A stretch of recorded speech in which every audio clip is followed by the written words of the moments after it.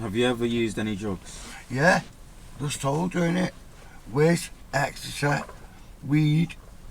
Yeah, I've even smoked a bit of crack, if you must know. But I've never touched heroin. Never. Because my sister died through digging heroin. Do you know what? You know, I'm not calling her nothing yet, but when I first met her, it reminded me of my sister. When I see what he does. Because that's why his hands are so bad. Because he uses needles and that. I'm not calling the guy, you know what I mean? But I like him. He's a nice guy and all that. But I do get upset when he's doing that stuff in front of me. I say to him, you know what I mean? Don't you think about yourself and that. I don't like seeing him doing it. As I said to him, I don't like seeing him do this to yourself. I'd rather he smoke it and inject it. You know what I mean? So, but I won't touch any heroin like that. So, I've had a bit of crack, yeah. So you being around people who do heroin, how do you stop yourself from falling into it? How do I stop myself? Easy to smoke weed. Okay. Smoke weed. So you don't feel like you need any more? Nah. What do you mean? You don't need a bigger high? What? A bigger high? Nah. When I feel like I've had enough, mate, that's enough. I get to the point where I just fall asleep. I can do 3-day benders, like from midnight to say like 8 o'clock in the morning, and then I'll probably do it all day that day and then pass out. Nah, I've been doing crap, mate. I've not been doing it since I was like 14 or something like that, 15. I started when I was 21, yeah, and I'm 43 now. I've probably been doing it for the last 8 years. What? When? Not every day. But yeah, I've had some fat records, yeah. So, have you ever been bad on the crack? Bad? Yeah. Well, before my daughter was born, yeah. I had a real bad habit on it. I started when it's because of the cocaine. I was snorting that much cocaine when I was younger.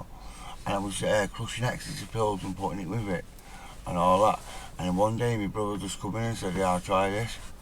Bam. Sorry. Yeah, my brother just said, try this. And from that point on, it was just such a good high. At the first ever time I did it, it was a high. But then after that, I was just chasing it. Wasting money like water. The amount of money I spent on it, yeah. So you started and then you stopped, and then yeah. And then at the time, I was mixing it with other shit, like weed. Like one night we'd have pills, and one night we'd have whiz, and it was kind of like that. Really. It just got added on the fucking list for a record book tonight. So I just got hooked on it. I just got hooked on the crack. How did you feel when you were on the crack? How did I feel? Shit. When I felt the buzz when you're spending your money and you're smoking it. But then after, when it all comes down to it, mate, and you've got no dough left, you've got no food, you can't pay your bills, and you're living check to check. That's how it used to go. Living check to check. In other words, you're living gyro to gyro. You know what I mean? You're not putting nothing away for a week when you've got no money. Because your mates are there enticing you to buy more. Go on, buy some more. And before I know it, I spent 200 quid. You know what I mean? Ask my carer if you don't believe me, alright? And she sees it every week. Every week she sees me. And she says I go from one amount of money to another amount. Then I go from another one to another one. You get me? So it just spiraled out of control. But this is only because I've become homeless. It's got worse since I've become homeless. What, the crack addiction, really? Yeah. So is it a way out for you? Yeah. To block all the pain out. I'm not just saying that, mate, yeah. I have to stay hyper. Because if I don't, then if I hit the floor, I start, slashing myself up, taking tablets and all that. I tried to kill myself a few times. How many times now? Let me think, 4 times it is. But every time I've done it, I've woke up or I've, survived. So do you ever think there's going to be a way out of your drug addiction? Do I ever think there's going to be a way out of my drug addiction? Yeah. But only if I take myself out of that circle of people and away from that situation.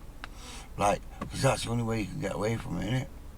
If you want to stop taking drugs, yeah, and you want to go straight and all that, I've been there, mate. I've gone straight. I've done that. You know what I mean? But it's the things that have happened to me that have made me like this. Not that I think, just I'm a crack all day long. Because I smoke weed and everything else. You know what I mean? I smoke cigarettes. but I don't drink alcohol. And when I do drink alcohol, it just messes with my head. It makes me violent, basically.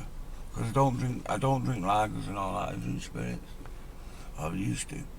So the time when you got off crack, how did you do it? The time when I got off crack was when I was in prison. Mm. When I went to prison for 9 months, I stopped smoking cigarettes, I stopped smoking tobacco, and I stopped smoking any Class A drugs, anything. And how long did it last after you? After that, 2 years. I stayed off it for 2 years. And what kept you strong to stay off My it? granddad, because I was focusing all my time on my granddad, looking after my granddad, because I missed him for 5 years. I'd not seen him for 5 years. Because when my missus died, yeah, I went off on my own and just locked myself away for 3 years. And then I came back out and it was like, whoa, was this my son? You know what I mean? I missed you and all that. So I started looking after him. Mm.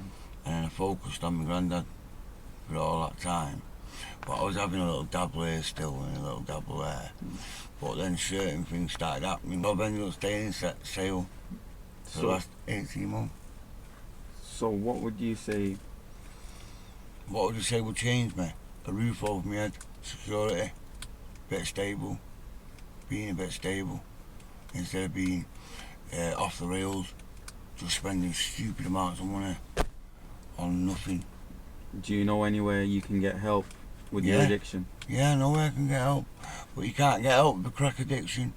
You've got to be taking heroin to get help. Really? Yeah, when it comes to getting help on that situation, they help you more if you're on heroin. Mm. They don't help you if you're on crack, because crack is just like I said, it's just cocaine cooked up with something, either bicarb or ammonia. But the thing is, they always say it's in the mind. Mm. With the crack, it's in the mind. The heroin, it's more physical. Yeah, physical. Yeah, that's what, it's more. You know what I mean? And it's like crack. They say you're supposed to be able to take it or leave it. But you know, once you get that buzz, you want more, you want more, you want more. Like I said, yeah, the best time of the day, right, is when you buy one, right, and then you have your first one, you smoke your first pipe, yeah. Then after that, you're just chasing that buzz, because you get that first buzz off the first one, the first of the day. Yeah, you just, you know, like you have a spliff, and you have your first one, that mellows you out, and your second one, and before you know it, you're mashed.